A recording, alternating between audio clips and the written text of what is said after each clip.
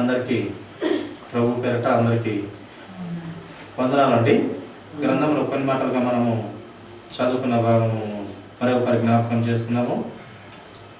నిర్గమకాండము 1వ అధ్యాయము 12వ వచనం మనము చదువుకుందామండి. నిర్గమకాండము 1వ అధ్యాయం 12వ వచనం.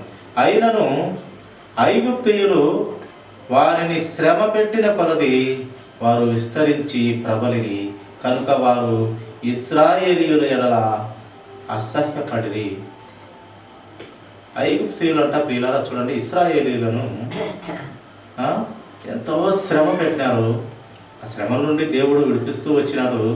ఆ శ్రమలంట ఎంత శ్రమలు పెడితే, శ్రమలు పెట్టిన కొలది ఎన్ని శ్రమలు పెట్టారో వారంతా విస్తరించి ప్రబలిది, కనుక వారు ఇశ్రాయేలీయుల ఎడల అసహ్యపడినారు. ఎవరు? ఐగుప్తీయులు. ఎంత శ్రమలు పడుతుంటే వారు వంశము కానీ వారు తరాలు కానీ ప్రబలుతో వస్తూ ఉన్నారు. శ్రమలు ఎంత పెట్టినప్పటికీ వారు విస్తృతంగా దేవుని ఆలోచనలో కానీ వారు సంతానము కానివ్వండి చక్కగా ప్రబలుతూ వచ్చినారు అని లేఖనం మనకు తెలియదు. ఎన్ని హింసలు ఎన్ని శ్రమలు పెట్టినా వాళ్ళు చక్కగా దేవునితో ఎదుగుతూ బ్రతుకుతూ వచ్చినారని మనకు లేఖనము కనపడుతూ ఉంది. కనుక చూడండి, మనం ఈ లోకంలో కూడా కొన్ని శ్రమలు వచ్చినట్టయితే మనం కృంగిపోతాం, నలిగిపోతాం, గుండె చెదిరిపోతుంది,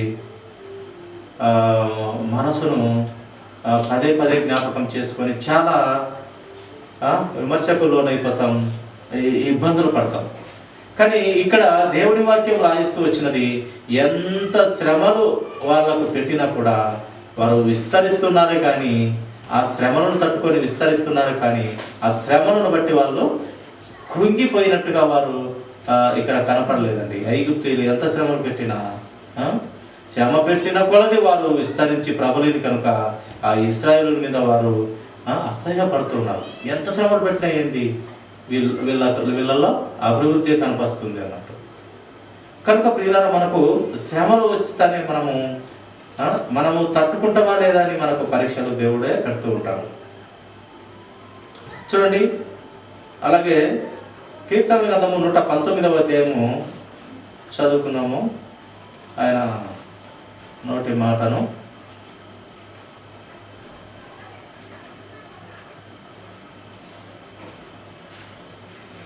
నూట 19వ అధ్యాయము 71వ వచనం చదువుతున్నామండి. నేను నీ కట్టడలను నేర్చుకున్నట్లు శ్రమనంది ఉండుట నాకు మేలాయను. ఇక్కడ భక్తుడు తెలియపరుస్తున్నాడండి. ఏం చెప్తున్నాడంటే చూడండి, ఆయనంట భక్తుడు, నేను నీ కట్టడలను అనగా దేవుని ఆలోచనలను, దేవుడి ఉద్దేశాలు, దేవుడి శాసనాలను నేర్చుకున్నట్లు, నీ కట్టడలు నేర్చుకున్నట్లు, నీ యొక్క ఆలోచనలు నేర్చుకున్నట్లు అని భక్తుడు తెలియపరుస్తున్నాడు. శ్రమ నుండి ఉండుట నాకు మేలాయను అంటున్నాడు. ఏం చెప్తున్నాడు చూడండి, శ్రమలో నాకు మేలు అంటున్నాడు. భక్తుడు ఏం చెప్తున్నాడు, మనకు శ్రమలో మేలు అంటున్నాడు. మన పరిస్థితి ఆలోచించండి. కొంచెం మనకు బాధ వచ్చే కొట్లాడతాము, అదే అనమాట శ్రమలో మేలు అని భక్తుడు మనకు వివరిస్తున్నాడు. ప్రభువారు కూడా మీరు శ్రమ పడితే మంచిది, అది మహానందమని ఎంచుకోనుడి అని లేఖనం మనకు వివరిస్తాడు. శ్రమలో మీరు ఉంటే అది మహానందమని ఎంచుకోనుడి. శ్రమలు, ఇరుకులు, ఇబ్బందులు, బాధలు అన్నీ కూడా మనుషులు కాక మానలకు వస్తాయా అంటారు. మానలకు కూడా వస్తూ ఉంటాయి. మానలకు కూడా అనేకమైనటువంటి ఆ యొక్క రోగాలు వస్తూ ఉంటాయి. మనం చూస్తుంటాం. ఇంతకుముందు పోయిన సంవత్సరంలో వేప చెట్టుకు కూడా రోగాలు వచ్చి ఎండిపోతూ ఉన్నాయి. వేప చెట్టుకు అసలు రోగమే అంటకూడదు. వేప చెట్టుకు చేదు కనుక దానికి అసలు ఏ తెగులు రాకూడదు, కానీ దానికి కూడా తెగులు వస్తుంది. చూస్తున్నాం మనం కనుక. కనుక ప్రియ సహోదరుడా, భక్తుడు అన్నట్టు, అయ్యా తండ్రి నేను నీ కట్టడలను నేర్చుకున్నట్లు నాకు శ్రమ నొంది ఉండుట నాకు మేలైన. నీ కట్టడలను నేర్చుకునేదానికి నాకు శ్రమ వచ్చింది, దానివల్ల నాకు మేలు వచ్చింది అన్నాడు. నీ వాక్యం నేర్చుకోవాలంటే నాకు శ్రమ వచ్చింది, దానివల్ల నాకు మేలైంది అని భక్తుడు మనకు వివరిస్తూ ఉన్నాడు. శ్రమలలో కూడా ఆనందం ఎత్తుకోవాలి, శ్రమలలో కూడా సంతోషము ఎత్తుకోవాలి. యేసుక్రీస్తు ప్రభు వారు సిలువ వేస్తూ ఉంటే కొడుతూ ఉన్నారు, చెంపలకేసి కొడుతున్నారు, కాళ్ళతో తంతున్నారు, కొరడాలతో చీల్చుతున్నారు, పక్క పల్లెపోటు పొడుస్తున్నారు. అదేంటి చాలక మళ్ళీ తలకు ముళ్ళ కూరట అమర్చినారు. ఆయన ఏమన్నాడు? తండ్రి, వీరేం చేస్తున్నారో వారికి తెలియదు ప్రభు, క్షమించు ప్రభు. విపరీతంగా కొడుతూ ఉన్నారు, దిక్కు తెలియని బాధలు పెడుతూ ఉన్నారు. ఏమంటాము, అనుభవించలేని బాధలు, అన్ని బాధలు పెడుతున్న తండ్రి వీరిని క్షమించు ప్రభా. వీరేం చేస్తున్నారో వీరికి తెలియదు ప్రభా. సృష్టికర్తనే వీళ్ళు చంపుటకు పూనుకొని ఉన్నారు ప్రభా. నేను మరణమయ్యేదే వాళ్ళ కోసమని తెలియదు ప్రభా. నా రక్తమే వారికి జీవమని తెలియదు ప్రభా. నా రక్తమే పరలోక రాజ్యానికి ఒక వారధి లేక ఒక నిత్యనని వారికి తెలియదు ప్రభా. క్షమించు ప్రభా, నీ క్షమించు ప్రభా. వారికి నిజంగానే తెలియదు ప్రభా అంటున్నాడు ప్రభు. అన్ని శ్రమలు పడుతూ ఉన్నాడు. యెరూషలేము వీధులమ్మడి ఈడ్చీల్చి కొట్టుకుంటూ ఆ శిల్వమానం ఆయనే మోసుకుంటూ వస్తూ తూలనాడుతూ నడవలేక రక్తం కార్చి ఆయన ఎన్ని చోట్ల ఆగినాడంటే 7 చోట్ల లేక 14 చోట్ల ఆయన నడవలేక సమ్మసింది అక్కడక్కడ పడిపోయినాడు, అక్కడక్కడ గోడకు ఆనుకొని పోయినాడట. ఇంత బాధ అనుభవిస్తూ కూడా ప్రభువా వారిని క్షమించు ప్రభా, వారి కోసమే ప్రభా నా ప్రాణత్యాగం, వారు బాగుండాలని ప్రభా, వారికి రోగాలు వస్తే వారికి దెబ్బలు తగిలితే నా రక్తం ద్వారా నా దెబ్బల ద్వారా వారికి స్వస్థతలు కలగాలి ప్రభా, వారికి తెలియదు ప్రభా, క్షమించు. అది ప్రభు కెపాసిటీ. పరిశుద్ధతలో, ఆయన శ్రమలు అనుభవించటంలో ఆయనకు సాటి ఆయన ఇంకెవరు లేరు ప్రియుల. అంత పరిశుద్ధత కలిగిన మన యేసుక్రీస్తు ప్రభు వారిని నమ్ముకుంటే ఈ లోకంలో ఆశీర్వాదం వస్తే వస్తుంది, పోతే పోయి వస్తుంది, పర్వాలేదు. పరలోక రాజ్యంలో మనము ఇక్కడ నీతిగా బ్రతికినట్టయితే పరలోక రాజ్యంలో ఆయన సన్నిధి దొరుకుతుంది, ఆయన సహవాసం దొరుకుతుంది, ఆయనను దగ్గరగా చూసే అవకాశం వస్తుంది. ఆయన నువ్వు ఇంకా బాగా ఎంత విశ్వసిస్తావో అంత విశ్వసిస్తే నీకు ఆశీర్వాదాలు, బహుమతులు, కిరీటాలు చాలా ఉన్నాయి ప్రియులారా. బంగారు వీధుల్లో నడుచుట, మంచి ఇల్లులు కట్టిస్తాడు, మంచి ఇల్లులు, వజ్ర వైడూర్యాలతో ఇల్లులు కట్టిస్తాడు. ఇక్కడన్నా ఇటుకలు పెంకులతో కట్టుకుంటాం, అది లేని వాళ్ళు గుడిసె వేసుకుంటారు, కానీ అక్కడ చాలా వైభవంగా ఉంటుంది. ఎందుకు అక్కడంటే అది అక్కడ ఎవరు అది కావాలని కోరుకోడు. ఇక్కడ కోరుకుంటాం, చిన్న ముక్కు పడకపోయినా 50 మాటలు ఎత్తులాడుకుంటాం, ఇల్లంతా 10 మాటలు ఊడుస్తాం. అక్కడ ఎత్తుకులాల్సిన పని, నీ కాళ్ళ కిందే బంగారం ఉంటుంది, నువ్వు తడివి చూసే సైడ్కు ఆ వీధుల్లో అంతా బంగారం ఉంటుంది. నీ ఇంట్లో ఎక్కడ తడిమినా ప్రభు రెడీ చేసే ఇల్లు కదా అది, ఎక్కడ తడుమునా వజ్ర వైడూర్యాల బంగారం ఉంటుంది. కనపచ్చేదంతా బంగారం అయితే నువ్వు నాకు ఏం చేస్తావు? కానీ ఇక్కడ మనకు బంగారం కనపడదు, కానీ చిన్నది పోయిన ఎత్తుకులాడుకుంటాం. అందుకే ఈ లోకములో ఏది కూడా అత్యాశ లేకుండా బ్రతకాలి, వాక్యాలతో కట్టబడి బ్రతకాలి, ఆ పరలోక ధనాన్ని సంపాదించుకోవాలని మనకు లేఖనాలు ఎన్నో తెలియపరుస్తూ ఉన్నాయి. కనుక భక్తుడు మనకు చెప్తూ ఉన్నాడు, ప్రియులారా, నేను నీ కట్టడను నేర్చుకున్నట్లు శ్రమ నొంది ఉండుట నాకు మేలాయను. శ్రమ నొందుట ద్వారా నాకు మేలైతుంది ప్రభా.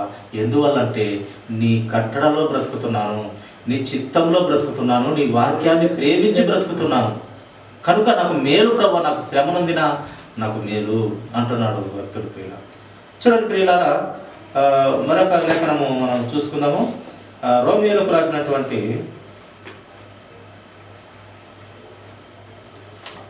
5వ అధ్యాయము అపొస్తలుడైన పౌలు గారు రోమియోలకు పత్రిక రాస్తూ చూడండి. 5వ అధ్యాయము 3-4 వచనాలు చదువుకుందామండి. అంతేకాదు శ్రమ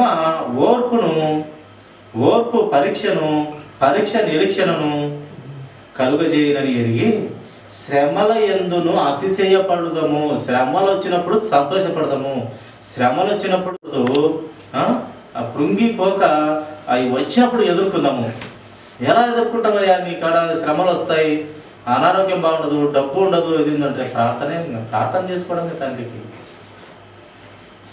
కాపాడతాడు ఆయన ఏమి రూపాయి ఖర్చు లేకుండా ఆ ప్రార్థన ద్వారా నయం చేయలేని దేవుడా మన దేవుడు.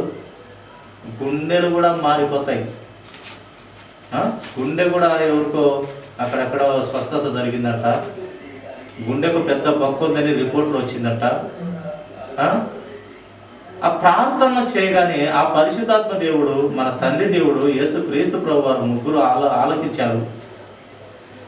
గుండె వచ్చిన రిపోర్టు ప్రార్థనల ద్వారా వెళ్ళిపోయి మంచి గుండెగా మళ్ళీ ఆరోగ్యకరమైన గుండె అతనికి అమర్చబడిందంట. కనపడకున్నాను మళ్ళీ పరీక్ష చేస్తే ఏమైందా నీకు, బాగా ఉంది నీకు అని చెప్తే ఆశ్చర్యపోయినారు, డాక్టర్లు ఆశ్చర్యపోయినారు, ప్రభు మహిమను చూస్తున్న దైవజనులు ఆశ్చర్యపోతున్నారు. అది దేవుని కెపాసిటీ, పవర్ఫుల్. ఆయన ప్రార్థనతో రూపాయి డబ్బులు కట్టకుండా కూడా బాగా అవుతాయి.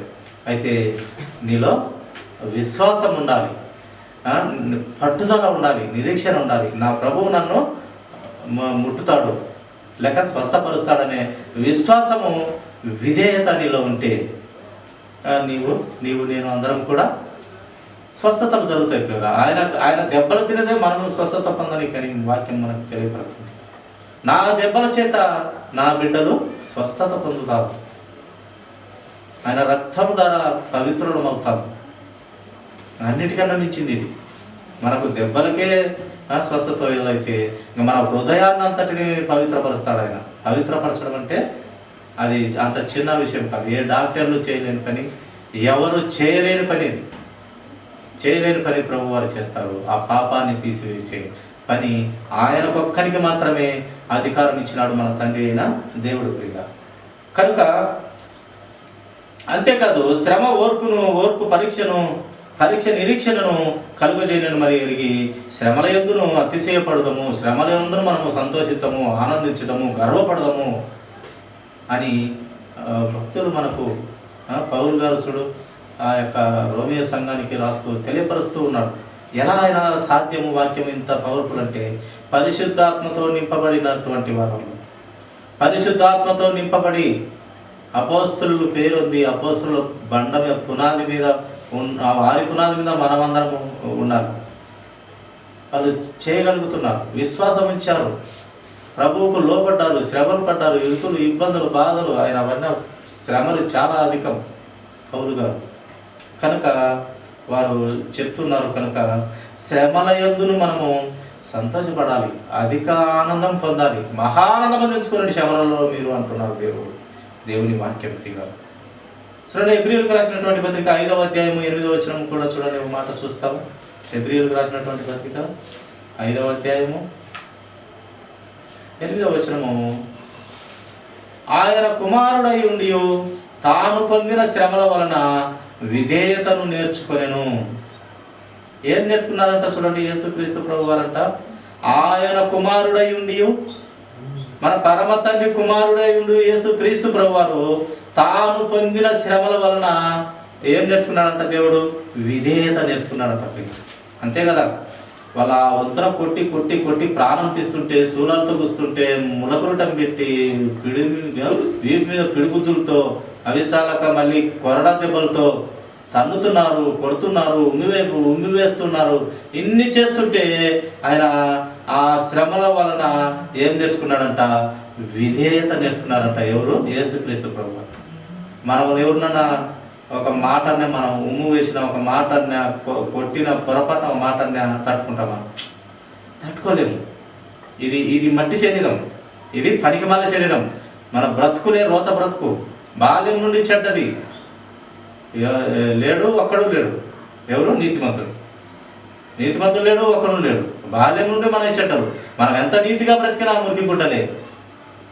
నేను దృష్టించి చూసిన ఎడల నీ బ్రతుకంతా కూడా నా ముందు నిలవలేవురా నాయన నీవు అన్నాడు దేవుడు. నేను కరెక్ట్గా దృష్టించి నేను చూస్తే, ఏ మనిషినైనా కరెక్ట్గా నేను పరీక్ష చేస్తే, నేను దృష్టించి చూస్తే మనుషుడు నా మీద నిలవలేడు, అంత పాపము. ఇది ఏదో పండు మాదిరి ఉంటుంది, మేడి పండ, ఏదో మంచి పద్యం కూడా మన కవులు రచించిన. మేడి పండు చూడ మేలును, పట్ట విప్పు చూడ పురుగులు. అలా ఉంటుంది మన బ్రతుకు. పైకి బాగా అందంగానే కనపడుతుంటాము, ఇచ్చిన అన్నం బట్టి బాగానే కనపడతాం. ఒక్కపారి ఉదయాన్ని గెలిపితే, ఒక్కపారి నేను ఒక మాట అంటే చాలు, లేదా ఒక ఆమె ఒక మాట అంటే నీలోని అన్ని రకాల దశావతారాలన్నీ కూడా మనలో కనపడతాయి, వినపడతాయి, అన్నీ జరుగుతాయి. కానీ యేసుక్రీస్తు ప్రభువారు మనకు విధేయత నేర్పుతున్నాడు. శ్రమలో కూడా ఇబ్బందులు, వీటన్నిటిలో కూడా మీరు ఆనందంగా నేర్చుకోనని మనకు మంచి మెసేజ్ మన ప్రభు వారు ఇస్తూ ఉన్నాడు. కనుక ఆయన ఆ దెబ్బలన్నీ పొందడం వలన, ఆ శ్రమల వలన అన్నిటి కూడా ఆయన విధేయత నేర్చుకున్నాడట. పరమ సృష్టికర్త ఆయనే జ్ఞానమైన దేవుడు, ఆయన విధేయత నేర్చుకోవడం ఏంటి చూపిస్తున్నాడు కదా. కొడుతూ ఉంటే క్షమించండి ప్రభువా, తండ్రి మీరేం చేస్తున్నారు తెలియదు ప్రభువా, మరి క్షమించు ప్రభువా, వారి కోసమే ప్రభువా ఈ త్యాగం, వారి కోసమే ప్రభువా నేను ఒక పారి మరణమై తిరిగి లేవబోతున్నాను, వారిని కూడా మనుషులను కూడా మరణం నుండి లేపే ఆయుధాలుగా తయారు చేస్తున్నాను, వారికి తెలియదు ప్రభువా క్షమించు అంటున్నాడు దేవుడు.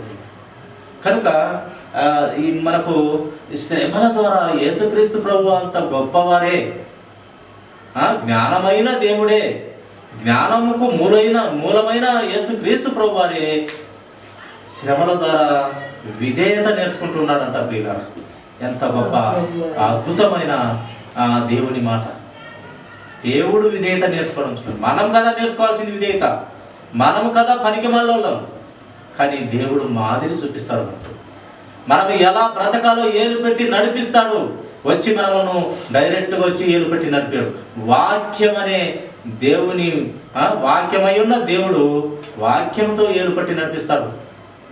ఒక ఆమె అంటుంది, నన్ను ప్రభు పిలిస్తేనే నేను బాప్తిస్మం అతను మాట్లాడాలి, నన్ను ఎందుకు కన్నావు ఏమంటుందంట, నన్ను ఎందుకు కన్నావు, ఎందుకు పుట్టించినవు, దానికి కారణం చెప్పు. ఈ శ్రమలు, ఇరుకులు, ఇబ్బందులు ఎందుకు నాకు, నువ్వు వచ్చి మాట్లాడు, నేను మారుతా ఉంటుంది. అమ్మా తల్లి మేమేమ్మా ఆ దేవుని పని, ఆ దేవుని మాటలు చెప్తున్నామా, ఆ దేవుడు చెప్పినట్టే ఈ మాటలు, నువ్వు మారు మనసు పొంది రక్షణ తీసుకోమంటే లేదు, ఆయన రావాలా, చెప్పాలా, నాతో మాట్లాడాలా, నేను అప్పుడు ఒప్పుకోవాలంటుంది. యాడ దేవుడు వచ్చి చెప్పేది వాక్యంతోనే. ఆయన పిల్లలు, ఆయన సైనికులు, ఆయన శిష్యులు కోట్ల మంది లక్షల్లో వివరిస్తున్నారు వాక్యాన్ని.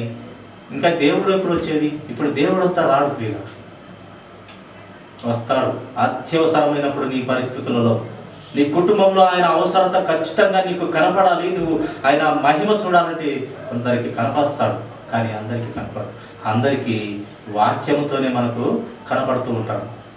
నాకు ఆయన కనపరాలే అని ఉంటే కనపడ్డు.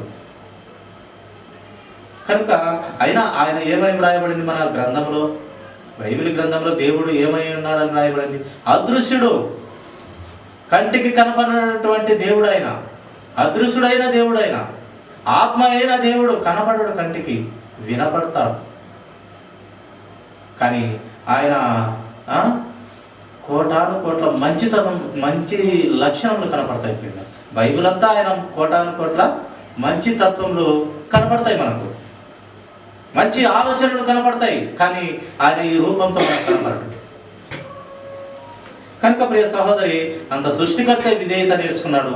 శ్రమలలో నీవు నేను కూడా విధేయత నేర్చుకోవాలి. ఒక మాట అన్నా కూడా సరేలే, ప్రభువును బట్టి క్రీస్తును బట్టి, అంత గొప్ప సృష్టికర్తే విపరీతమైన శ్రమలు అనుభవించి మన కోసం ప్రాణం పెట్టి తిరిగి లేచిన ధీరుని మనం ఎరుగున్నాము. ఆయన అడుగుజాడల్లో మనం నడవాలి, ఆయన కోసం బ్రతకాలి, ఆయన కోసము పరితపించాలి, వాక్యాన్ని అమితంగా ప్రేమించాలి, వాక్యం కోసం బ్రతకాలి. అలా బ్రతికినటువంటి వారు గొప్పవారు. ఆయన శిష్యులైన 12 మంది ప్రాణాలను సైతం అలా ఇచ్చేశారంటే, రక్తం కారుతున్న ఇచ్చేసినారు, తలలు శూలాలతో పరచబడుతుంటే ఇచ్చేసినారు ప్రాణాలు, తలలు తెగి పల్లెంలో కూడా ఇచ్చినారు బాప్తిసం ఇచ్చే యోహాను. తల తెంచి పల్లెంలో ఆమెకు ఇచ్చేసినారు. రంపాలతో కోయబడినారు. ఏది ప్రేమ, ఏది త్యాగం అంటే ప్రభువారు నేర్పిన త్యాగంలో ఆయన శిష్యులు కనుక, ఆయన శిష్య సైన్యం కనుక, క్రీస్తు సైన్యం కనుక వారు కూడా ప్రాణాలను పెట్టి మనకు మాదిరి పెట్టి, నీవు కూడా అలా ఉండాలా నా బిడ్డ, అలా ఉండాలి నా కుమార్తె. ఈ లోకమేముంది, చిన్నది, చాలా చిన్నది, నీటి బుడగ లాంటిది, గడ్డి పువ్వు వంటిది, ఇంతలో కనపడి అంతలో మాయమైపోయే ఆవిరి వంటిది. కనుక మనము చిన్న జీవితము లో ఇచ్చిన ఆయుష్ను బట్టి మనము ప్రభులో ఎదగాలి ప్రియుల. లేకున్నట్లయితే మనకు ఆ పెద్ద జీవితము పోతుంది, అనగా పరలోక పట్టణం. అది యుగ యుగాలు ఉంటుంది. ఇది కొంచెంతో దేవుడు పోల్చినాడు, అది పెద్ద జీవితంగా దేవుడు పరలోక పట్టణము ఆయన సన్నిధిలో పెద్దదిగా పోల్చినాడు. సోదరుడు, మనము దేవుని అడుగుజాడలో ఆయన మనకు మాదిరి చూపిస్తున్నాడు ప్రతి విషయంలో. చివరికి మనుషుల కాళ్ళు కూడా కలిగి, ఇది తగ్గింపురా నా బిడ్డ, ఇదిరా తగ్గింపు నా కుమార్తె అని మనకు ఎన్ని రకాలుగా మాదిరి చూపించినాడంటే ఆయన అన్ని రకాలుగా మనకు మాదిరి చూపించినారు. అలా బ్రతకమని చూపిస్తున్నారు, అలా ఉండాలని చూపిస్తున్నారు. ఆయనే కదా, ఆయన భక్తుల ద్వారా చూపిస్తున్నారు. కనుక ప్రియ సహోదరి, మనము శ్రమలు, ఇరుకులు, ఇబ్బందులు వచ్చినా కూడా యేసుక్రీస్తు ప్రభు వారి విధేయత నేర్చుకునేదానికి వస్తాయేమో, మనము చక్కబెట్టడానికే వస్తాయేమో. ఏబు గారు పర్మిషన్ తీసుకొని సాతాను వచ్చి ఎన్ని శ్రమలు పెట్టేయమన్నాడు. వాక్యాన్ని బలంగా నమ్మినటువంటి వ్యక్తి ఆయన. చెడు తనమును అసహించుకున్నటువంటి వ్యక్తి. ఎంత దీనస్థితికి వచ్చి అంత అధిక సంపన్నుడు ఆయన. అన్నీ వేలు ఉండేటి ఆయనకు, పశువు సంపద అంతా, ఆస్తి పాస్తులు, భూములు అన్నీ చాలా ఎక్కువగా ఉండేటివి. ఆయన వాక్యాన్ని బట్టి సమస్తం కోల్పోయినా కూడా వాక్యాన్ని గట్టిగా పట్టుకున్నాడు, సింహంలాగా నిలబడినాడు ప్రభు కోసం. ఒక మూర్ఖురాలి వల్లే మాట్లాడినట్టు మాట్లాడవద్దు. మనం ఆయన మేలులు ఇచ్చినప్పుడే అనుభవించదు, మా కీడులో కూడా మనం అనుభవించాలి. మేరే కాదు, కీడులో కూడా నీవు అనుభవించే బిడ్డవుగా, అనుభవించే కుమార్తెవుగా, అనుభవించే కుమారుడుగా ఉండాలి అని తన భార్యకు చెప్తాడు. మీరు మాత్రమే నువ్వు అనుభవిస్తావా? ఆస్తిత్యం మాత్రమే నువ్వు అనుభవిస్తావా? బీదరికం ఇస్తే అనుభవించవా అన్నట్టు అంత ఆస్తిపరుడు ఈ యొక్క ఏంటి పెద్ద కురుపులు, పుండ్లు లేచినాయి, చిల్లపెక్కు తీసుకొని గీక్కుంటూ కూర్చున్నాడు. ఒకప్పుడు ఆయన పనివారిని పిలిచి అయ్యా నమస్కారం అని ఇలా నిలబడి తల వచ్చేవారు. ఇప్పుడు పిలుస్తుంటే వాళ్ళు లెక్క చేయకుండా పోతున్నారట. ఏమంటే ఇప్పుడు ఎన్ని పాపాలు చేశాడో ఏమో, ఎంత ఆస్తిపరుడు, దిక్కులేని వాడిగా చూడు, ఎలా చిల్లపెక్కుతో గీక్కుతున్నాడో, ఈయన మాట మనం వినేది అనుకున్నారు వాళ్ళు. ఆయన పనివారు ఆయనకు పలకలేదని తప్పే కదా, గ్రంథంలో రాయబడుతూ వచ్చినది.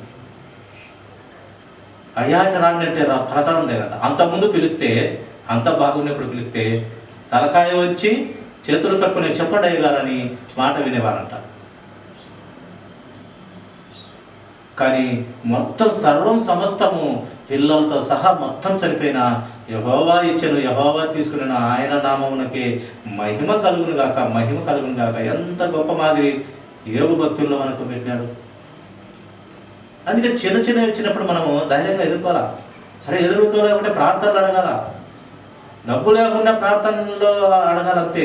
ఎవరో ఒక రూపంగా ఆ డబ్బు సాయం అందుతుంది, ఆరోగ్యం అందుతుంది, ఎలాగైనా కాపాడుకుంటాడు ఆయన బాప్తిసం ఇచ్చే యోహాను అంటాడు, శారాకు మాత్రమే పిల్లలను ఇవ్వగలడం ఏంటి, ఆయన రాళ్ళ వల్ల పిల్లలను పుట్టించగలడు. అంత శక్తివంతుడు ఆయనకు అసాధ్యమైనది ఏమీ లేదంట. ప్రియ చూడండి ప్రియ దేవుని సంగమ, ముగించుకుందాము చివరిగా.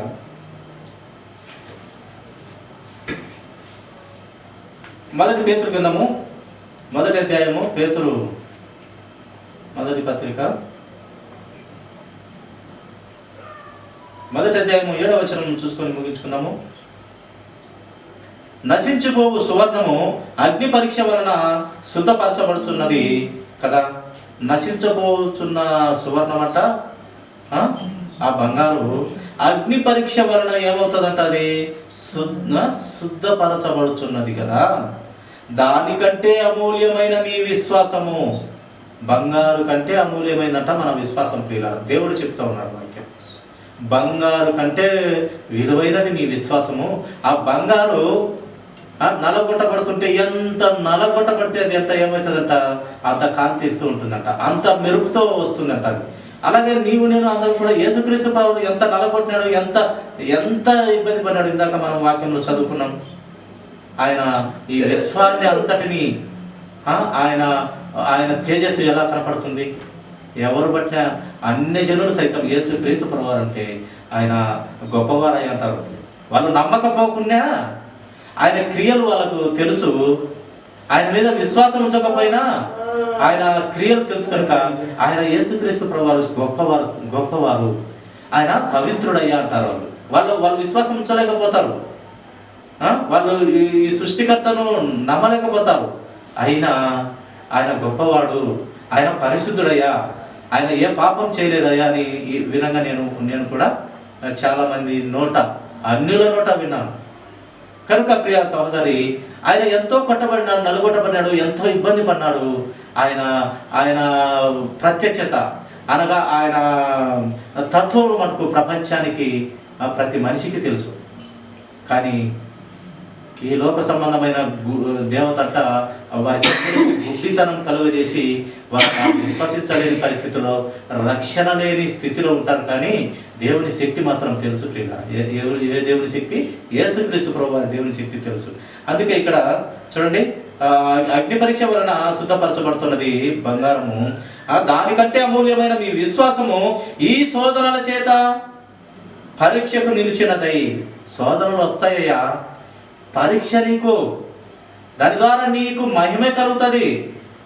నువ్వు సువర్ణము వలె సువర్ణము కొట్టి శుద్ధితో కొట్టి బాగా ఎంత దాన్ని కాల్చితే, ఎంత దాన్ని బంగారు పని చేసేవారు ఎంత దాన్ని శుద్ధితో కొడితే అంత వెలుగుగా అది కనపడదు. అలాగే మన జీవితంలో నీకు అంత సుఖ జీవితం ఇచ్చి నీవు సరిపోతే నీకు నాకు ఏం ప్రయోజనం లేదు. నీకు అనుభవ జ్ఞానం, ప్రతి విషయంలో అనుభవ జ్ఞానం ఉండాలి. ప్రతి విషయంలో లోకంలో నువ్వు పుట్టినావంటే ప్రతి విషయంలో అనుభవము, జ్ఞానం ఉండాలి. ఒక పంట పండించాలంటే అనుభవం ఉంటేనే నువ్వు మల్లితూరి పంట ఇంకొక మూట ఎగస్ట్రా పండించగలవు. నీకు అనుభవం లేకుంటే 4 మూటలు తక్కువ పండిస్తావు. అనుభవం లేదు. అనుభవం ఉంటే ఏటికేటికి ఒక 1/2 మూట జాస్తే పండిస్తూ ఉంటావు. ఆ అనుభవం నీకు జ్ఞానం నేర్పి నీకు పంటలో మెలకువలు తీసుకొని నువ్వు ఎక్కువ పంట సాధిస్తావు. అలాగే కొన్ని మనకు శ్రమలు, ఇరుకులు, ఇబ్బందులు, బాధలు, ఈ లోక సంబంధమైన ప్రతిదీ, పిల్లల విషయం కానీ, ఏ విషయం కానీ, భార్య విషయం కానీ, భార్య పోయినా ఉన్నా, భర్త ఉన్నా పోయినా నీకు జ్ఞానం నేర్పుతాడు. దాని ద్వారా ఏవు కంటే గొప్పవారం ఎవరూ లేము. సమస్తం పోయితే ఆయన ఇచ్చినాడు, ఆయన తీసుకున్నాడు, ఆయన గొప్పవాడు, ఆయన మహిమ కలగాలి అన్నాడు. అది ఆ స్థితిలో ఉండడానికి మనకు ఏబు గారిని బలంగా వాడుకున్నాడు దేవుడు. కనుక ఈ విశ్వాసము బంగారం కంటే విలువైనది.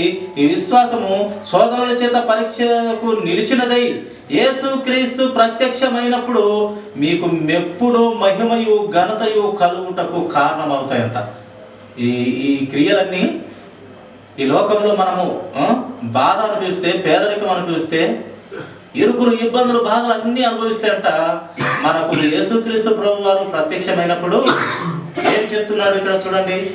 యేసుక్రీస్తు ప్రభు వారు ప్రత్యక్షమైనప్పుడు మీకు మెప్పు కలుగుతుంది, మీరు మహిమపరచబడతారు, మీరు ఘనపరచబడతారు. ఇలాంటి క్రియలకు మీకు కారణమవుతారు. మీరు అక్కడ మీకు మెప్పు ఉందయ్యా, మీరు ఘనపరచబడతారయ్యా, అలాగే మీరు మహిమపరచబడతారయ్యా అని వాక్యం మనకు వివరిస్తుంది ప్రియ. కనుక ఇరుకులు, ఇబ్బందులు, బాధలు వచ్చినప్పుడు కృంగిపోకూడదు. తట్టుకునే శక్తి ఇవ్వు ప్రభువా అని ప్రార్థన చేయాలంటే. తట్టుకునే శక్తి ఇవ్వు ప్రభువా, నాకు ఇది వ్యాధి వచ్చింది, ఈ బాధ వచ్చింది, ఈ నొప్పి వచ్చింది, తట్టుకునే శక్తి ప్రభువా అని మనం అడిగే పిల్లలముగా దాన్ని తట్టుకునే జ్ఞానం మనం సంపాదించుకోవాలి. కనుక శ్రమల వలన మనము ఏమేమి మనము పొందుతామంటే చూడండి, శ్రమ వలన మనము అభివృద్ధిగా అవుతాం. ఏమి అభివృద్ధి? ఈ లోక సంబంధమైన అభివృద్ధి, ధనదాన్ని ఇవి కాదు. పరలోక సంబంధమైన ధనములో సంబంధమైన ఆత్మీయ సంబంధమైన అభివృద్ధి ప్రియుల. అలాగే శ్రమల ద్వారా అభివృద్ధి పొందుతాము. శ్రమల ద్వారా సౌందర్యవంతంగా ఉంటారు. ఆనాడు మన పరిశుద్ధ స్త్రీలు అనగా అబ్రహాము భార్య, ఇస్సాకు భార్య, వీళ్ళంతా దేని చేత వాళ్ళు అలంకరించబడి వాళ్ళు సౌందర్యవంతులుగా అనిపించుకున్నారు? పరిశుద్ధ అలంకారాలని వాటిని అలంకరించుకున్నారట. పరిశుద్ధ అలంకారాలనే క్రియలతో అలంకరించుకొని వాళ్ళు సౌందర్యవంతంగా కనపడినారట. వెండి బంగారాలు వేసుకొని సౌందర్యవంతంగా కనపడలేదట. పరిశుద్ధ క్రియలు తగిలించుకొని అవే అలంకారాలుగా తగిలించుకొని వాళ్ళు సౌందర్యవంతులుగా కనపడినారని మనకు లేఖనం తెలియపరుస్తుంది. కనుక మనకు సౌందర్యం కూడా మనకు శ్రమల ద్వారా సౌందర్యం ఇస్తుంది. ఇప్పుడు యేసుక్రీస్తు ప్రభువారు ఎంత సౌందర్యవంతుడు! ఆయన చేసిన కార్యాలు అంత సౌందర్యవంతంగా, ఇందాక నన్ను అన్ని జనులు సైతం ఆయనను దేవుడని ఒప్పుకుంటారు. కానీ వారి విశ్వాసత లేకపోవడం వల్ల, ఈ యుగ సంబంధమైన దేవత వారికి గుడ్డితనం కలుగజేయడం వల్ల వాళ్ళు పూర్తిగా అంగీకరించలేరు. కానీ ఆయన మాత్రం పరిశుద్ధుడే, మంచి దేవుడని నమ్ముతారు ప్రియుల. కనుక చూడండి, మనము సౌందర్యము పొందుకుంటాము శ్రమల ద్వారా అభివృద్ధి పొందుకుంటాము, శ్రమల ద్వారా మేలు పొందుకుంటాము, శ్రమల ద్వారా ఓర్పును పొందుకుంటాము. శ్రమల ద్వారా ఇందాక యేసుక్రీస్తు ప్రభువారు విధేయత నేర్చుకున్నారు అన్నట్టు విధేయత నేర్చుకుంటాము. అలాగే శ్రమల ద్వారా పరిపూర్ణతలోకి వస్తాము. పరిపూర్ణతలోకి వచ్చి ప్రభు దగ్గర మనము ఇప్పుడు చదువుకున్న లేఖనంలో అక్కడ మెప్పు, అక్కడ ఘనత, అక్కడ మహిమ చూస్తావు. నీవు శ్రమలు ఇక్కడ అనుభవిస్తే నువ్వు శ్రమలంటే భయపడకూడదు, ఇరుకులంటే భయపడకూడదు, ఇబ్బందులంటే భయపడకూడదు. ప్రార్థన ద్వారా మనము జయించటమే. అది మనకు నేర్పుతున్నాడు ప్రియులారా, మనకు నేర్పుతున్నాడు. మనకు శ్రమల ద్వారా పరిపూర్ణత వస్తుంది. శ్రమల ద్వారా మనకు ఘనత, మెప్పు, మహిమ మనకు అక్కడ కనపడుతుంది. ఇక్కడ కాదు, అక్కడ. అది నమ్మిన వారే విశ్వాసులు, అది నమ్మిన వారే క్రైస్తవులు. రెండవ రాకడ ఉందని నమ్మడమే క్రైస్తవ్యం. అలాగే చనిపోయిన తర్వాత తిరిగి క్షణంలో, రెప్పపాటులో మహిమ శరీరం పొందుకుంటామనేదే క్రైస్తవ్యం. యేసుక్రీస్తు ప్రభువారు చనిపోయి ఎలాగ లేచినారో మనం కూడా లేస్తామని నమ్మటమే క్రైస్తవ్యం. ఆ పరలోక పట్టణంలో, ఆ పరిశుద్ధుడి పట్టణంలో మనం చేరుతామని నమ్మకం కలిగి ఉండడమే క్రైస్తవ్యం. యేసుక్రీస్తు ప్రభువారిలా బ్రతకడమే క్రైస్తవ్యం. పరిశుద్ధత కలిగి బ్రతకడమే క్రైస్తవ్యం. ఆయన సారూప్యత పొందుకోవడమే క్రైస్తవ్యం. కనుక ప్రియ సహోదరుడా, మనం ఇరుకులు ఇబ్బందులు పడితే, శ్రమలు పడితే ఇన్ని మేలులు దాని వెనక దాగి ఉన్నాయి. కనుక అటు స్థితిలో మనకు దేవుడు మనకు జ్ఞానము ఇచ్చి మనము అలా కాపాడుకోవడం గాక, అటు జ్ఞానం అందరికీ ఇచ్చును గాక. ఈ కొద్ది మాటలు దేవుడు దీవించును గాక. తలలో వచ్చినట్టు చిన్న ప్రార్థనతో ముగించుకున్నాము. సమయం పోయింది.